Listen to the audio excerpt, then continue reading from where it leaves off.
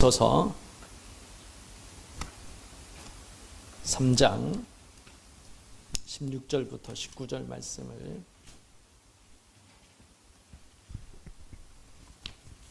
같이 읽겠습니다. 313페이지입니다. 신약성경 313페이지 에베소서 3장 16절부터 19절 말씀을 같이 읽겠습니다. 시작. 그의 영광의 풍성을 따라 그의 성령으로 말미암아 너희 속사람을 능력으로 강건하게 하시오며 믿음으로 말미암아 그리스도께서 너희 마음에 계시게 하시옵고 너희가 사랑 가운데서 뿌리가 박히고 터가 굳어져서 능히 모든 성도와 함께 지식에 넘치는 그리스도의 사랑을 알고 그 너비와 깊이와 길이와 높이와 깊이가 어떠함을 깨달아 하나님의 모든 충만하신 것으로 너희에게 충만하게 하시기를 구하노라. 아멘. 오늘 말씀 제목을 속사람은 괜찮습니까? 라는 그 제목을 정해봤습니다. 사람은 겉사람이 있고 속사람이 있습니다. 겉과 속이 있다라는 여러분 얘기도 들어보셨을 겁니다. 저 사람은 속을 알 수 없어. 뭐 이렇게 우리가 할 말도 할 때가 있는데 정말 우리는 속사람이 있습니다. 겉사람은 건강할지 모르지만 속사람은 건강하지 못하는 경우도 있습니다. 가끔씩 우리 아이들 방에 이제 문을 열고 들어가면은 들어가고 싶은 마음이 안 들 때가 있습니다. 왠지 여러분 아실 거예요. 온갖 그냥 지저분한 거 그대로 먹고 남은 거 옆에 그냥 그대로 놔두고 뭐 항상 그렇진 않지만은 어쨌든 딱 문을 열고 들어갔을 때에 이 기분이 이렇게 좋지가 않아요. 하나님께서 우리의 마음의 방에 이제 문을 열고 들어오실 때에 여러분은 어떤 모습일까? 하나님은 여러분의 그 마음, 나의 마음에 문을 열고 딱 들어왔을 때 하나님께서 혹시 불쾌하지는 않으실까? 하나님이 참 기뻐하실까? 그런 생각 해봤습니다. 속사람, 겉사람 멀쩡해요. 지금 여러분 다 멀쩡하지 않습니까? 근데 속사람은 과연 얼마나 여러분은 깨끗하고 건강한지를 오늘 말씀을 통해서 점검해 봤으면 좋겠습니다. 말씀을 듣고 그냥 잊어버리면은 아무런 역사 나타나지 않습니다. 말씀을 듣고 내 자신을 살피면서 내가 이런 부분이 부족했구나 라는 걸 깨닫고 고쳐나가면 여러분은 승리하는 삶을 살게 될 줄 믿습니다. 하나님께서 우리의 마음의 방을 열어보셨을 때에 정말 흐뭇해졌으면 좋겠습니다. 하나님이 싫어하는 것이 있어요. 하나님이 기쁘게 하고 하나님을 흐뭇하게 하기 위해서는 일단 하나님이 싫어하는 것들이 우리의 마음속에 있어서는 안 됩니다. 하나님 가장 싫어하는 것이 뭔지 아시죠? 따라합니다. 죄다. 죄를 굉장히 싫어하십니다. 우리의 마음속에 이 죄악된 것들이 있다면 그것을 깨끗하게 청소해야 됩니다. 그냥 아이들 방에 들어가는 것조차도 기분이 좋지 않은데 하나님께서 나의 방에 문을 열고 들어왔을 때에 더러운 것이 있다면 하나님께서 기뻐하지 않을 것이고 또 주님께서 우리와 함께 하시기에 굉장히 불편하실 거라 생각합니다. 아니면 하나님께서 우리를 떠나실지도 모릅니다. 이스라엘 역사를 보게 되면요, 이스라엘이 범죄하고 우상숭에 빠졌을 때 주님께서는 떠나셨습니다. 회개하라고 그렇게 외쳤음에도 불구하고 내가 돌아가리라 돌이키라고 주님께서 말씀했음에도 불구하고 여전히 그들은 회개할 생각을 하지 않았어요. 다른 방법을 가지고 살다 결국에는 주님께서 그들을 심판하는 모습을 보게 됩니다. 여러분 돼지 치는 곳에 가보셨습니까? 악취가 정말 감당 힘들어요. 냄새와 그 지저분한 것 가면은 정말 어떻게 비유약한 사람은 구역질을 할 수도 있습니다. 그만큼 냄새도 독하고 좋지 않아요. 그런 곳에서 산다고 생각해 보세요. 돼지는 그냥 뭣도 모르고 살지만 우리는 알잖아요. 그 더럽다는 것을. 돼지들은 그것을 더럽다고 생각하지 않습니다. 왜? 그렇게 살아왔기 때문에. 그러나 우리는 달라요. 죄인들, 악인들, 그런 사람들은 그곳에 오랫동안 살았기 때문에 지저분한 걸 몰라요. 그러나 우리는 알잖아요. 그렇다면 저와 여러분 마음속에 있는 이 속사람을 더 강건하게 하기 위해서는 이 더러운 것부터 우리가 정리해야 됩니다. 그렇지 않으면은 우리는 그 더러운 가운데 살다가 결국 실패하는 인생이 될 겁니다. 로마서 13장 13절 14절 말씀에 이렇게 말씀합니다. 낮에와 같이 단정히 행하고 방탕하거나 술 취하지 말라. 음란하거나 호색하지 말며 다투거나 시기하지 말고 14절 같이 읽습니다. 오직 주 예수 그리스도로 옷 입고 정력을 위하여 육신의 일을 도모하지 말라. 그리스도의 옷을 입는다는 것은 참 중요합니다. 우리가 어떤 옷을 입느냐에 따라서 행동이 달라지잖아요. 옷이 더러워지면은 그냥 아무 때나 누울 수 있습니다. 그리고 더러운 것도 그냥 만질 수 있어요. 왜? 옷이 이미 더러워졌기 때문에. 그러나 깨끗한 옷을 입고는 조심하게 됩니다. 그리스도의 옷을 입어라는 얘기는 바로 그런 의미가 있습니다. 예수 그리스도 옷을 입게 되면은 우리가 이 죄를 멀리할 수밖에 없습니다. 더러운 것을 멀리하게 되는 것은 옷을 입으면은 그리스도 옷을 입게 되면은 그 더러운 것을 우리가 멀리하게 된다는 겁니다. 우리는 돼지와 같은 그런 인생을 살아갈 수가 없습니다. 우리는 거룩한 자녀이기 때문에 우리는 거룩한 삶을 살 때 행복해요. 돼지는 그런 더럽고 그런 곳에 살면은 그들은 나름대로 잘 살고 행복할 수 있지 모르지만 우리는 달라요. 사람은 사람처럼 살고 돼지는 돼지처럼 살아야 되는 것이고 그리스도인은 따라합니다. 그리스도인처럼 살아야 된다. 우리는 그리스도인처럼 살아야 행복합니다. 사람들처럼 살면 행복하지 않아요. 왜? 우리는 속사람이 있기 때문에, 영이 있기 때문에, 영혼이 있기 때문에 우리는 그리스도인처럼 살아가야 되는 겁니다. 누가복음 16장에 보시면은 부자와 거지 나사로에 관한 이제 그 비유가 이제 나옵니다. 부자는 날마다 잔치를 베풀었습니다. 그만큼 그는 많은 돈이 있었고 인생을 즐겁게 살았습니다. 그런데 나사로라는 거지가 있었습니다. 그는 몸이 병이 들었었고 구걸을 해야지만이 살아갈 수 있는 그러한 삶을 살았습니다.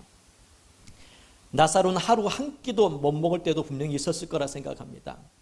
나사로 인생을 보게 되면 빨리 죽었으면 좋겠다라고 생각하며 살았을 거예요. 나사로 인생을 늘 살면서 나사로는 전 아니지만 나사로였다면은 아마 내가 매일매일 같이 빨리 죽었으면 좋겠다. 그런 인생을 살아갔던 사람이 나사로였습니다. 왜냐하면 몸이 병이 든 상태였고 끼니도 먹기도 힘든 그러한 인생을 살고 있는데 어떻게 행복할 수 있겠습니까? 그나마 다행인 것은 하나님을 믿고 있었다는 것, 하나님을 경외하는 삶을 살았다는 겁니다. 시간을 흘러서 나사로가 죽었습니다. 병들어 죽었는지 굶어 죽었는지 알 수 없지만 죽었어요. 부자도 죽었습니다. 부자는 잘 먹어서 죽었을지 모르죠. 하도 잘 먹어가지고. 그리고 그는 어쨌든 장수하다가 죽었을지도 모릅니다. 어쨌든 죽어요. 장수하다 죽든 병들어 죽든 사고로 죽든 사람은 언젠간 다 죽게 돼 있습니다. 둘 다 죽었어요.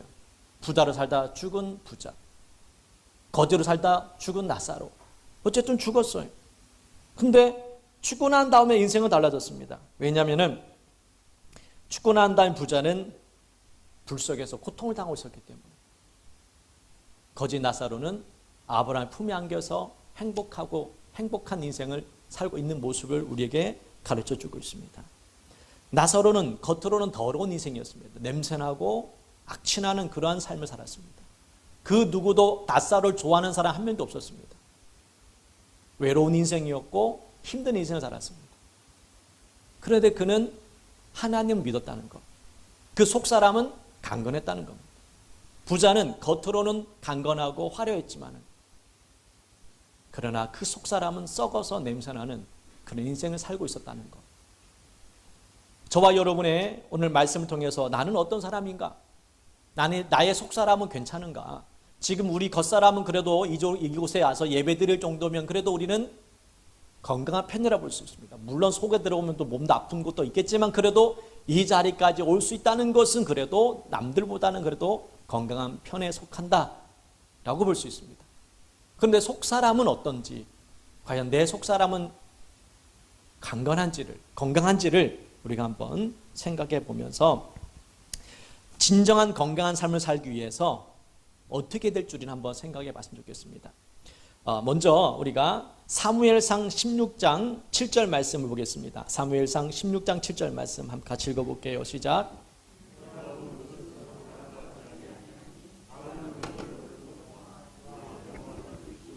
보느니라 하시더라. 하나님께서는 우리의 중심을 보십니다. 외모를 보지 않고 중심을 보신대요. 부자는 외모는 화려했고 멋졌지만은 그 중심은 변질된 타락한 인생이었습니다. 하나님은 이 거지 낫사로를 보시고 그에게 죽음 이후에 평안함을 주셨던 것을 보게 됩니다. 어떤 인생이 진짜 행복한 인생이냐라고 생각했을 때에 저와 여러분은 이 낫사로와 같은 아브라함의 품에 안겨서 영원토록 주님 안에서의 그 즐거움과 기쁨을 누리는 인생이 될 수 있도록 힘써야 될 줄 믿습니다.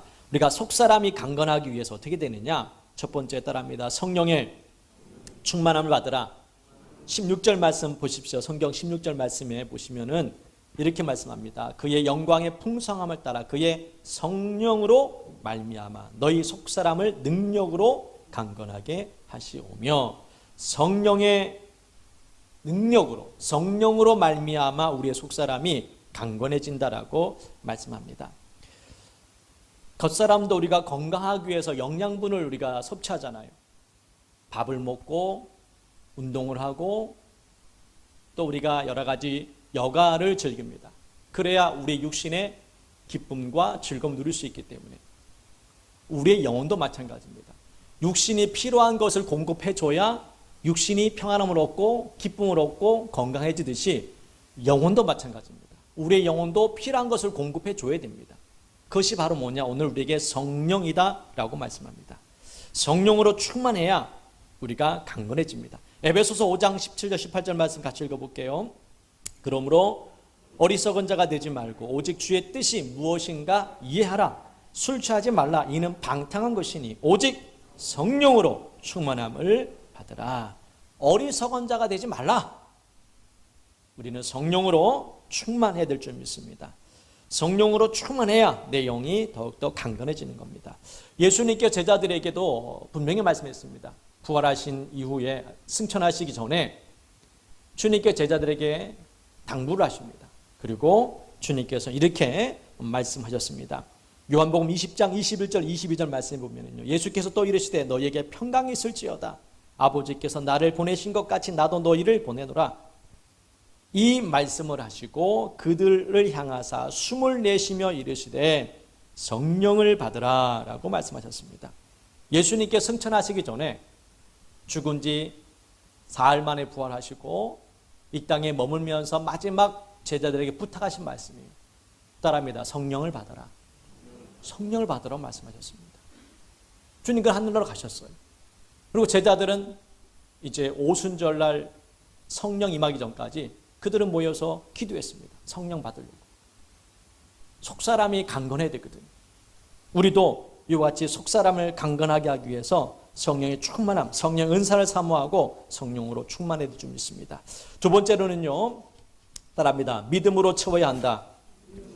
17절 말씀 읽습니다. 17절 말씀 읽습니다. 시작. 믿음으로 말미암아 그리스도께서 너희 마음에 계시게 하시옵고 너희가 사랑 가운데서 뿌리가 박히고 터가 굳어져서, 17절 말씀에 믿음으로 말미암아 그리스도께서 너희 마음에 계시게 하시옵고, 예수 그리스도께서 어떻게 믿음으로 말미암아 계시게 해달라는 겁니다. 그러니까 믿음을 통해서 주님께서 우리와 함께 하신다라고 말씀합니다. 믿음이라는 것은 가장 그리스도인의 기초가 되고 중요한 요소입니다. 믿음이 없이는 하나님 기쁘시게 할 수 없고, 믿음이 없이는 우리는 구원받을 수 없습니다. 우리가 구원받는 것은 예배를 드려서 구원받는 게 아니잖아요. 믿음으로 구원을 받습니다. 구원받는 것에 감사해서 우리가 예배를 드리고 헌신하고 봉사하는 것이지, 봉사했기 때문에 헌신했기 때문에 우리가 구원받는 것이 아니에요. 이 순서가 바뀌어서는 안 됩니다. 근데 우리 자꾸 착각할 때가 있어요. 이렇게 했기 때문에 내가 구원받은 것 같다. 내가 헌신했으니까는 구원받은 것 같아. 내가 예배를 드렸으니까는 구원받은. 이것은 아닙니다, 여러분. 내가 예수를 믿음으로 말미암아 구원을 받았고 그 은혜 감사해서 우리가 예배를 드리고 믿음을 지키기 위해서 우리가 예배를 드리고 말씀을 듣는 겁니다. 믿음이라는 것은 한번 딱 들어오면 그냥 계속 죽을 때까지 유지되는 게 아니에요. 믿음이라는 굴곡이라는 게 있습니다. 올라갈 때 있고 내려올 때가 있는 겁니다. 그래서 우리의 믿음이 흔들리지 않도록 하기 위해서 말씀을 들어야 되는 것이고 기도의 삶을 우리가 살아가야 되는 겁니다. 우리의 속사람이 강건하기 위해서는 바로 이렇게 믿음으로 채워야 됩니다. 로마서 14장 23절 말씀 같이 읽습니다. 의심하고 먹는 자는 정죄되었나니 이는 믿음을 따라하지 아니하였기 때문이라. 믿음을 따라하지 아니하는 것은 다 죄니라. 여기서 죄에 관한 이야기를 하는데 믿음으로 따라하지 않는 것이 다 죄다라고 말씀합니다. 로마서 14장의 이 이야기는 어떤 이야기냐면은 먹는 것에 관한 이야기를 하면서 이야기가 나온 거예요. 무슨 이야기냐면은 이제 제사를 지냈던 이방신에게 드렸던 그 제물이 있는데 이 제물을 과연 먹는 것이 옳으냐 옳지 않느냐라는 그러한 논쟁이 벌어졌습니다. 우리나라로 생각하면은 우리나라 이제 유교 문화로 제사를 많이 지내잖아요. 옆집에서 제사를 지냈는데 그 제사 음식을 가지고 왔어요. 그럼 이것이 먹어야 되느냐 먹지 말아야 되느냐라는 그런 문제가 생겼습니다. 그럼 여러분은 먹습니까 안 먹습니까? 보통 안 먹어요. 제사를 지낸 거에 대해서는 잘 먹진 않습니다. 찝찝한 부분이 있고 옛날부터 어른들이 야, 그 제사 지낸 거 뭐하러 먹냐 먹지 말라 이런 얘기를 들었기 때문에. 근데 성경에서는 뭐라고 얘기하냐면 그냥 먹으라는 겁니다. 의심하지 말고 먹어라. 먹는다고 해서 문제되는 건 아니다 라고 얘기를 합니다. 그러나 혹시 믿음이 약한 사람들이 그 먹는 것 때문에 시험 든다면 차라리 먹지 말아라 뭐 이 얘기거든요. 그러면서 하는 말이 바로 이 얘기입니다. 의심하고 먹는 자는 정죄했다는 것. 이것을 먹으면은 좀 꺼림칙해요. 그럼 먹지 말아야지. 근데 그것을 꺼림칙하면서도 먹는 거예요. 그것이 바로 죄라는 겁니다. 이제 이 14장 내용은 이제 음식에 관한 이야기만 이제 전체적으로 우리가 본다면 더 넓게 해석한다면요. 믿음으로 살아가지 않는 것이 결국 죄다라는 얘기는 꺼림칙한 것들이 있습니다. 이거 하면 좀 마음에 좀 꺼림칙한데 하는 것들이 있거든요. 그런 것들은 하지 말아야 된다라는 거죠. 꺼림칙하면서 하고 싶으니까 하는 거예요. 그것은 죄라는 거예요. 그럼 믿음으로 하지 않았다는 겁니다. 세상 사람들이 구원받지 못한 이유는 죄를 많이 지어서 구원받지 못한 게 아니라는 겁니다. 저 사람 죄를 많이 지어서 구원받지 못한 게 아니에요. 선한 일을 많이 못해서 우리가 또 구원받지 못한 것도 아닙니다. 믿음이 없기 때문에 구원 못 받은 거예요. 죄를 많이 지었기 때문에 구원 못 받은 것도 아니고 선한 일을 많이 못했기 때문에 구원받지 못한 것도 아니고 믿음이 없어서.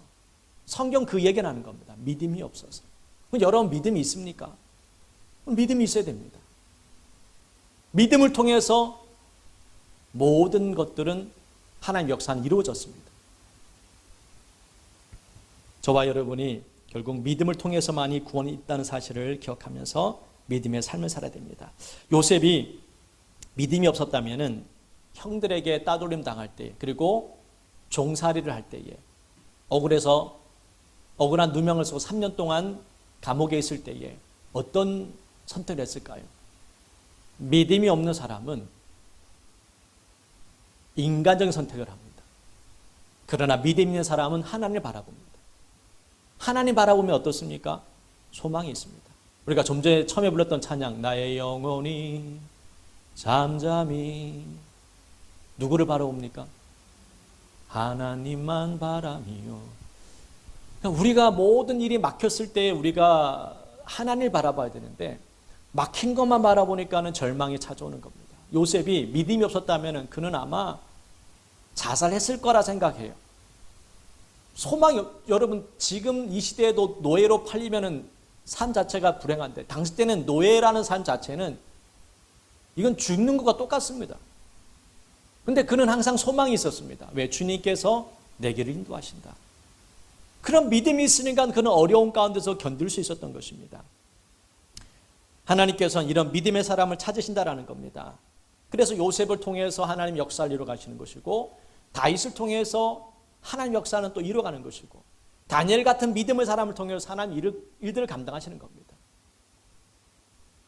주님 믿음의 사람을 찾으시는 거예요. 오늘날도 마찬가지 생각합니다. 오늘날에도 요셉 같은 사람, 다윗 같은 사람, 다니엘 같은 사람을 찾으신다는 겁니다. 그 사람들 통해서 하나님 역사는 이루어지는 겁니다. 결국에는 믿음이라는 겁니다. 믿음. 누가복음 18장 8절 말씀 같이 한번 읽어볼게요. 시작. 인자가 올 때에 아멘. 주님께서 보시는 것 바로 믿음을 보시겠다라고 마지막 때에도 우리에게 말씀합니다. 믿음이 있으면 결국 하나님이 원하시는 선택을 하게 되어 있습니다. 예를 들어서 에스더가 왕비였지만 힘이 전혀 없었습니다. 근데 어느 날 이 왕과 그 총리 하만이 계획을 짜고 유대인들을 다 죽이려고 했습니다. 그때 에스더가 나서지 않았다면 유대인들은 다 죽어야 됐습니다. 근데 에스더가 선포합니다. 죽으면 죽으리라. 다른 유대인들이 다 죽고 나 혼자 살아서 뭐 하겠느냐. 사실 맞잖아요. 그래서 에스더는 선택을 하고 3일 동안 금식하고 왕에게 나갑니다. 당시 때 왕에게 나간다는 것은 죽음을 각오하는 겁니다. 왕이 부르기 전에 여왕이라 할지라도 왕비라 할지라도 왕이 부르기 전에 나갈 수는 없습니다. 법이 그랬어요. 그런데 왕비 에스더는 목숨을 걸고 나갔던 겁니다. 유대인들을 자기 백성들을 살리기 위해서 나갔더니 하나님께서 역사를 하셨던 것을 보게 됩니다. 믿음의 역사는 바로 이런 겁니다. 모든 것이 안 된다고 불가능할 때에 믿음의 사람이 그 모든 환경을 바꿀 수가 있습니다. 에스더 한 사람이 그 수많은 유대인들을 살릴 수 있었던 것처럼 이런 믿음의 선택은 놀라운 역사를 일으킵니다. 다윗 같은 경우도 마찬가지죠. 수많은 이스라엘 백성들이 두려워 떨고 있었습니다. 골리앗 한 사람 때문에 두려워서 나가지도 못하고 다 두려워서 떨고 있을 때에 믿음의 사람인 다윗이 들고 나갑니다. 뭐를 들고 나갔죠? 돌멩이를 들고 나갑니다. 이것이 바로 믿음의 역사라는 겁니다. 믿음이 없어서 못 나가는 거지. 믿음이 있으면 우리가 나갈 수 있다는 겁니다. 돌멩이는 흔해요. 돌멩이는 어디든지 있습니다. 근데 문제는 믿음은 많지가 않아요. 믿음이 들어가면 돌멩이 갖고도 충분히 이길 수 있다는 것을 오늘 우리에게도 말씀하고 있는 겁니다. 믿음이 있느냐? 우리에게 물으실 겁니다. 믿음이 있으면 됐다. 가진 것 아무것도 없어도 된다. 돌멩이 하나만 있어도 괜찮아. 믿음만 있으면 돌멩이 갖고도 골리앗도 이길 수 있다는 겁니다. 그러니까 믿음이 없으니까 우리는 결국에는 자꾸 실패하는 겁니다. 저나 여러분이나 참 믿음이 연약해요. 주님을 바라봐야 되는데 주님을 바라보지 못하고 자꾸 겉모습만 바라보게 되고 현재의 모습만 바라보니까 늘 두렵고 절망만 찾아오게 되어 있습니다. 오늘 믿음으로 여러분 마음을 채우시기 바랍니다. 속사람은 믿음을 좋아합니다. 겉사람은 뭘 좋아하나요? 겉사람은 돈을 좋아하죠.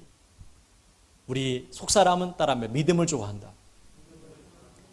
믿음을 좋아합니다. 믿음이 들어올 때마다 속사람은 웃음을 짓습니다. 여러분이 겉사람은 돈이 막 들어올 때마다 웃음을 막 짓잖아요. 행복하다며요. 그 행복한 웃음을 막 지으면서. 근데 우리 영혼은 뭐가 들어와야 된다고요? 믿음이 들어와야 돼요. 우리의 영혼이 기뻐합니다. 세 번째로는요, 마지막 세 번째로 보시면 17절 중간에 보시면 사랑 가운데에서 뿌리가 박히고 터가 굳어진다라고 말씀합니다.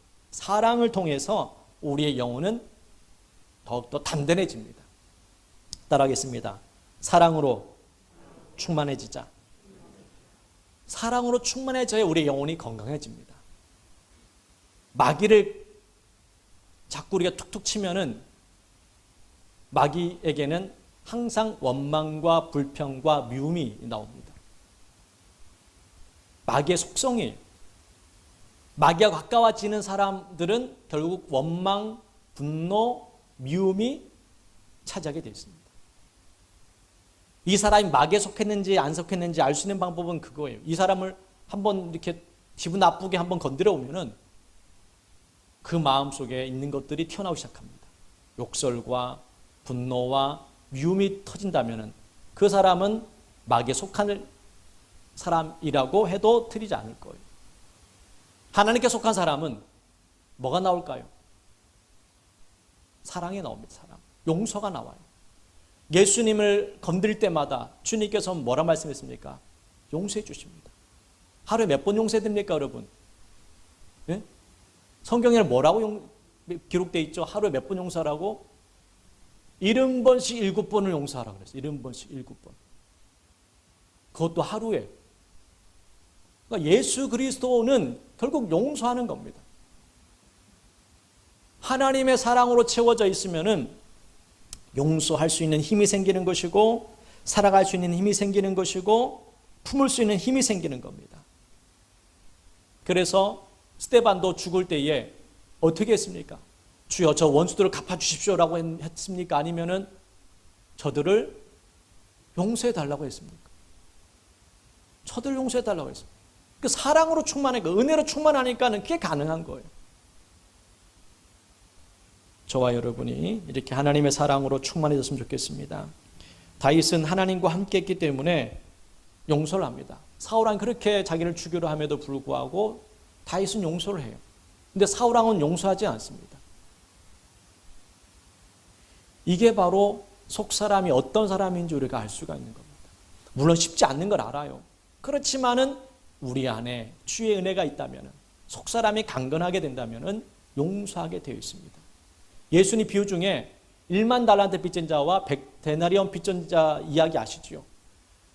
여러분 1만 달란트 빚진 자입니까? 100데나리온 빚진 자입니까? 우리는 어떻게 보면 1만 달란트 빚진 자와 같은 사람입니다. 왜냐하면 자기는 용서받으면서 옆 사람 용서하지 않아요. 1만 달란트 빚진 자. 1만 달란트는 정말 어마어마한 빚을 진 사람입니다. 최소한 수천억에서 그 돈을 환산한다면 수천억에서 수조 원에 이르는 돈입니다.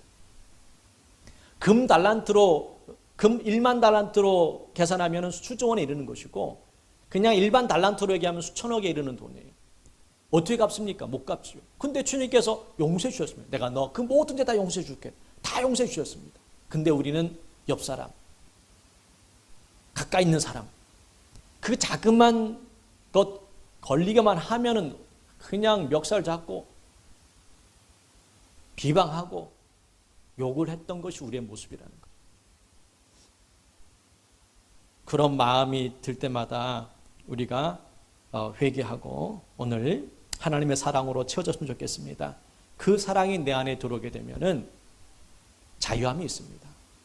용서하는 게 참 어렵죠. 그러나 용서하면은 또 다른 그 기쁨이 있습니다. 용서하지 못하고 계속 미움을 품고 있는 사람이 행복할까요? 용서하고 그것을 다 끝내는 게 행복할까요? 미움을 품고 있는 사람 행복해질 수가 없습니다. 마음속에 분노와 미움을 품고 있는데 어떻게 행복해질 수가 있겠습니까? 그래서 주님께서는 용서하라는 겁니다. 미움을 품고 있으면 병만 들지, 몸과 마음이 병만 들지 행복해질 수가 없어요. 용서하기 힘들겠지만은 용서해야 이 모든 관계는 끊어지게 되어 있습니다. 잠언 10장 12절 말씀, 마지막 말씀입니다. 한번 읽고 마치도록 하겠습니다. 읽습니다.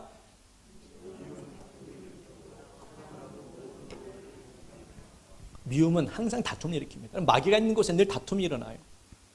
그러나 주님의 은혜가 있는 곳에는 평안함이 있는 줄 믿습니다.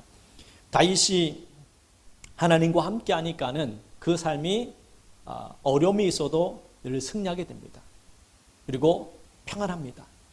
다윗은 천만인이 나를 둘러 진친다 할지라도 나는 두려워하지 아니하리라 라고 고백합니다. 근데 사울왕은 왕이었습니다. 그 누구도 사울왕을 업신 여길 수가 없는 사람이었습니다. 근데 사울왕은 늘 두렵습니다. 악신에 들려가지고 늘 번뇌를 합니다. 늘 두려워하고 번뇌를 해요. 두려워할 자가 없는 사람은 두려워하고 두려워할 것이 많은 다윗은 두려워하지 않습니다. 그 차이가 뭡니까? 그 안에 속사람이 강건하니까는 그러한 은혜를 얻게 되는 모습을 보게 됩니다. 오늘 속사람은 어떤지 관한 이야기를 통해서 오늘 저와 여러분이 겉사람만 우리가 쫓을 것이 아니라 속사람 가운데에 강건해져서 저와 여러분이 승리하는 그런 삶을 살았으면 좋겠습니다. 할렐루야. 스스로 한번 여러분 내 속사람은 어떤지 한번 잘 생각해 보고 속사람의 더러운 것이 있다면 오늘 이 시간 청소하시기를 주의 이름으로 축복합니다. 더러운 방은 들어가고 싶지도 않습니다. 내 마음의 이 방, 이 나의 마음의 방이 더러워졌다면 이 시간 청소하십시오. 주님의 그 보혈의 피로 나의 죄를 씻어주시고 내 마음속에 분노와 미움과 음란함과 더러운 것들 그 외에 많은 그러한 좋지 않은 것들이 있다면 이 시간 성령님께서 이 모든 것들을 다 정리해 주시고 태워 주셔서 회복시켜 달라고 그렇게 기도하십시오. 하나님께서 여러분을 도와주실 것입니다. 성령님께서 여러분을 도와주실 거예요. 믿음이 연약한 분이 있다면 믿음을 달라고 기도하시고 말씀을 좀 가까이 하십시오. 믿음은 들음에서 난다고. 그 들음 하나님 말씀이라고 분명히 말씀합니다. 목사인 저도 말씀을 자꾸 듣지 않으면 믿음이 떨어져. 어느 순간마다 의심이 찾아와요. 목사인 저한테도 그런 의심이 찾아오다는 거죠. 그러니까 자꾸 우리가 말씀을 가까이 하지 않고 듣지 않으면 이런 일들이 늘 벌어지는 겁니다. 그래서 유대인들은 말씀을 늘 가까이 하고 묵상할 수밖에 없었던 것 같습니다. 여러분도 바쁘다고 기도하지 않고 말씀을 읽지 않으면 어느 순간에 우리의 믿음은 바닥을 칩니다. 속사람이 강건할 수 있도록 말씀을 또 기도를 통해서 믿음으로 굳건히 세워가기를 주의 이름으로 축복합니다. 우리 찬양 드리는 후에 통성으로 간절히 우리 기도를 하도록 하겠습니다. 우리 찬양 어려운 일 당할 때 나의 믿음 적으나 우리 찬양 우리 부른 후에 시간 간절히 기도하기를 원합니다. 후렴 부분에 보게 되면요, 세월 지나갈수록 의지할 것뿐일세. 무슨 일을 당해도 예수 의지합니다. 정말 예수님밖에 없습니다. 지금 이 코로나 사태로 인하여서 경제적으로 많은 어려움을 겪고 있습니다. 이런 상황에서 우리가 하나님 바라봤으면 좋겠습니다. 또 사업장에 그런 어려움이 있다 할지라도 주님 바라봤으면 좋겠습니다. 혹시 가정에 개인적인 어려움이 있다 할지라도 힘든 일이 있다 할지라도 주님 바라보고 여러분 승리했으면 좋겠습니다. 우리 찬양 드리겠습니다.